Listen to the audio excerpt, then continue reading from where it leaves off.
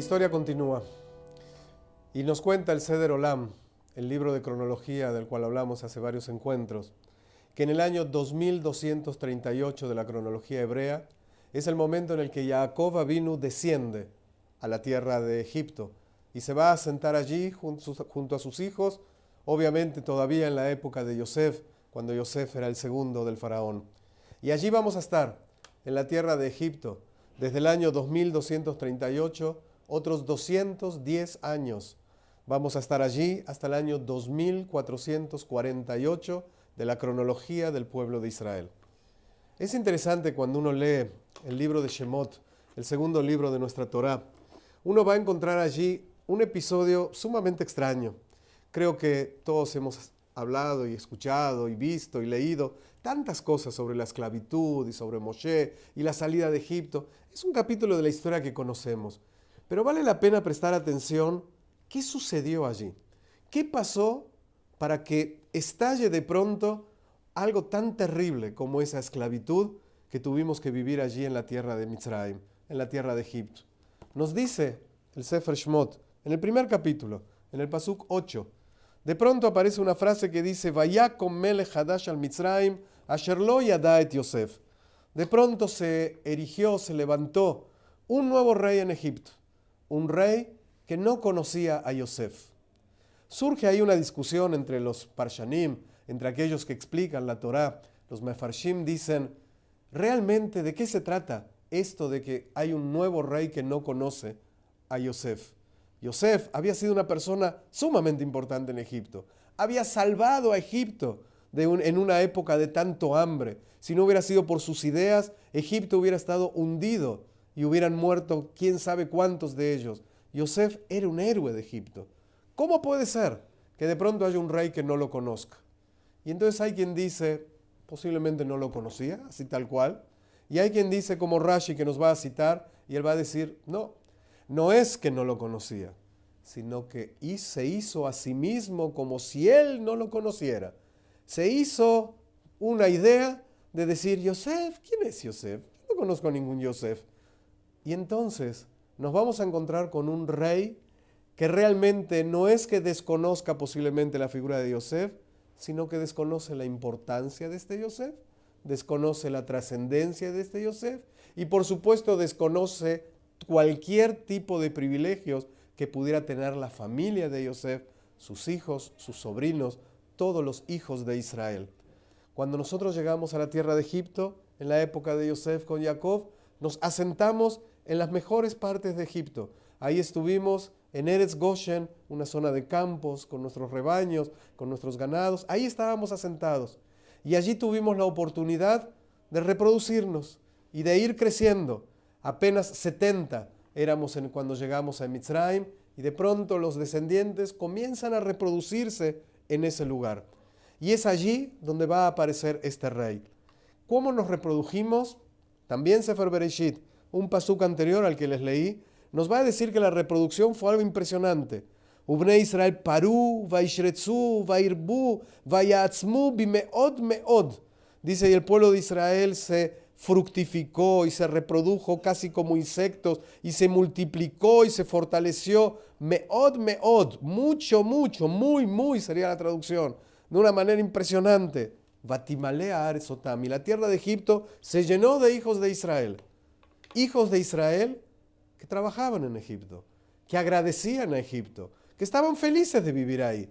Habían salido porque había hambre en la tierra de Canaán y vivían en la tierra de Mitzrayim. Y de pronto aparece un rey que desconoce a Yosef. Y es en ese momento que el libro de Shemot nos va a decir algo que es impresionante y que es algo que es realmente una clave para la historia del pueblo de Israel. De pronto este hombre, este nuevo faraón, va a decir a su pueblo, a su gente, las siguientes frases. Habanit hakmalo. Vamos a ser jajamim, más sabios, más inteligentes, más vivos que este pueblo. Penirbe, para que no se sigan reproduciendo. Vehayaki tikrena milhamá, no sea que en el momento que estalle una guerra, venosaf gamu al soneinu, y que él también se una a nuestros enemigos. Venilhambanu, y que salga a pelear contra nosotros, ve'alam min haaretz, y se vaya de esta tierra. Este nuevo faraón dice varias cosas, incluso con varias instancias. Primero va a decir, seamos más inteligentes que ellos. ¿Qué significa más inteligentes que ellos? ¿Qué están tramando el pueblo de Israel? ¿Qué están organizando? ¿De qué tengo que ser más inteligente? No sé, pero vamos a ser más inteligentes que ellos para que no se reproduzcan tanto. ¿Por qué? Porque tengo un temor. ¿Y cuál es el temor que él expresa de una manera muy clara? No sea que haya una guerra y estos hijos de Israel se unan a nuestros enemigos, peleen también ellos contra nosotros y finalmente se vayan de la tierra de Egipto. Cuando uno lee las palabras del faraón, la primera pregunta que surge es, ¿de dónde le salió esta idea? ¿Qué fue lo que realmente le preocupó? ¿Qué hizo el pueblo de Israel para que el faraón estuviera así de preocupado? ¿Acaso realmente el pueblo de Israel estaba tramando algo? ¿Acaso había un grupo de revoltosos o revolucionarios dentro del pueblo de Israel que estaban pensando en hacer un golpe de estado y derrocar al faraón? ¿Acaso realmente estaban pensando en irse de la tierra de Egipto y para eso destruirla y provocar una guerra? ¿Acaso habían enviado embajadores o delegados para que hablen con los pueblos vecinos, con aquellos pueblos que efectivamente sí odiaban a Egipto porque era una potencia, para poder unirse a ellos y hacer una alianza y poder dominar a Egipto? Realmente uno no encuentra absolutamente nada, ni siquiera que nos insinúe una situación así. Pero al faraón se le ocurrió. La idea se le metió en la cabeza. Él desconoce a Yosef y con eso desconoce todo el bien que hizo Yosef y sus descendientes a la tierra de Egipto. De pronto se enceguece y lo único que quiere es irse contra este pueblo que me puede atacar, que me puede lastimar. Y hay quienes dicen que quizás lo que menos quiere es justamente el final. Lo que quizás menos quiere es que se vayan, porque sabe que tiene con este pueblo mientras esté en Mitzrayim, tiene brajá. Entonces tiene incluso miedo de que se le vaya a este pueblo. Como sea, estamos viendo aquí a una persona que va a expresar una idea que a lo largo de los siglos y siglos y hasta el día de hoy, todos aquellos que quieren desconocer el bien del pueblo de Israel en la humanidad van a empezar a transmitir. Cuando el faraón dijo vamos a ser más inteligentes que ellos, ¿qué significa? Va a empezar a tomar medidas. ¿Qué medidas va a tomar? Primero, esclavizarlos. Vamos a hacerlos trabajos forzosos para que construyan ciudades de depósito. Van a trabajar y van a estar cansados y de esa manera voy a romperles el cuerpo y no se van a reproducir como hasta ahora. Sin embargo, el pueblo de Israel, a pesar de esos trabajos, siguió reproduciéndose. Y entonces tiene que tomar otra medida. Y la siguiente medida ya es empezar a matar. Manda a llamar a las parteras del pueblo de Israel, a Shifra Bepúa, y les dice a ellas, cuando vean si nace un niño varón, mátenlo, no lo dejen que viva. Las parteras no le hacen caso. Tiene que tomar otra medida, más drástica, e incluso una medida que hay quienes dicen que la toma para todo su pueblo. ¿Por qué? Porque quizás tenía algún temor y se nos dice que alguno de los adivinos y brujos y sabios de Egipto le dijo que van a ser el Salvador, que en su generación van a ser el Salvador del pueblo de Israel. Por lo tanto dice, todo niño varón que nazca, de todos.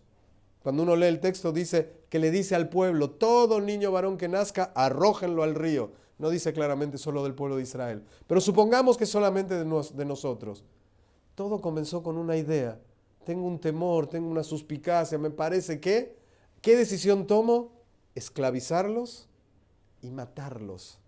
De una idea se llega al exterminio. De una sospecha nacida de la nada se llega al exterminio. Es algo brutal, es algo increíble. Pero vamos a tener aquí la raíz del antisemitismo que va a acompañar al pueblo de Israel a lo largo de toda su historia. Cuando uno lee la historia del pueblo de Israel, viene acompañada por el costado de los enemigos del pueblo de Israel y de aquellos que odian al pueblo de Israel. un antisemitismo que se caracteriza justamente por tener las mismas ideas que el faraón. ¿En qué sentido? Partir de una supuesta situación que no necesariamente es verdad. En realidad, nunca es verdad. A lo largo de la historia nos vamos a encontrar que los antisemitas en cada generación han dicho cosas del pueblo de Israel que uno no puede a veces creerlas. Me pasa muchas veces en clases que de pronto comento algo y el público se me ríe por lo absurdo y lo ridículo de lo que estoy diciendo. Pero cuando uno lee que por esas ridiculeces los enemigos vinieron a matarnos, uno menos lo puede creer. ¿Qué se dijo del pueblo de Israel? Se dijo, entre otras cosas, que matamos niños cristianos, para sacarles la sangre y hacer matzá para Pesaj. Y uno se pregunta, a ver, no entiendo, ¿cómo puede ser que me digas que utilizo sangre para hacer matzá cuando la Torá me prohíbe comer sangre? Cuando nosotros sabemos que cuando una persona conserva y mantiene sus normas de kashrut y va a abrir un huevo, lo primero que hace antes de comer es revisar si no tiene una gotita de sangre. ¿Cómo puede ser que ahora venga gente y me diga, matan niños para sacarle la sangre y hacer matzá para Pesaj? Para nosotros no tiene ni pie ni cabeza. El mundo no le preocupa. Lo dice, lo larga ese infundio, esa mentira. No solamente esa. Van a decir que tenemos cuernos en la cabeza. Y uno dirá, por favor, revísame. ¿Dónde encuentras cuernos? Tú tienes cuernos. Los tendrás escondidos, pero los tienes. Has hecho un pacto con el diablo, con las fuerzas del mal espirituales.